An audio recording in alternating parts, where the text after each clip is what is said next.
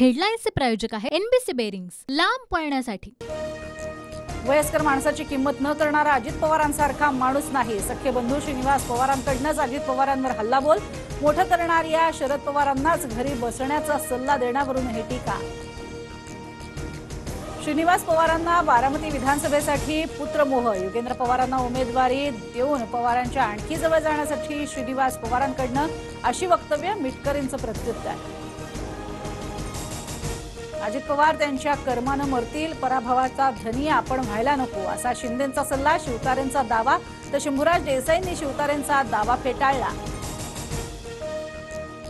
शिंदेंनी अजित पवारांबाबत केलेल्या वक्तव्यावरनं शिवतारेंचा युटर्न। माझ्या बोलण्यातनं विपर्यास झाला, चुकीने मुख्यमंत्री असं बोललो। शिवतारेंकडनं सारवासारव।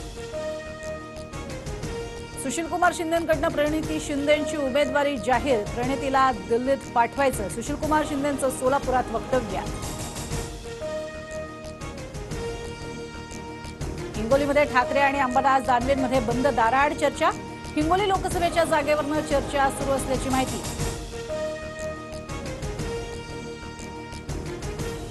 एमआयएमचे इम्तियाज जलील यांना संभाजीनगरमधनं पुन्हा लोकसभेचं तिकीट। असदुद्दीन ओवैसी यांच्याकडनं उमेदवारी जाहीर। हेडलाईन्सचे प्रायोजक आहे एनबीसी बेरिंग्स, लांब पळण्यासाठी।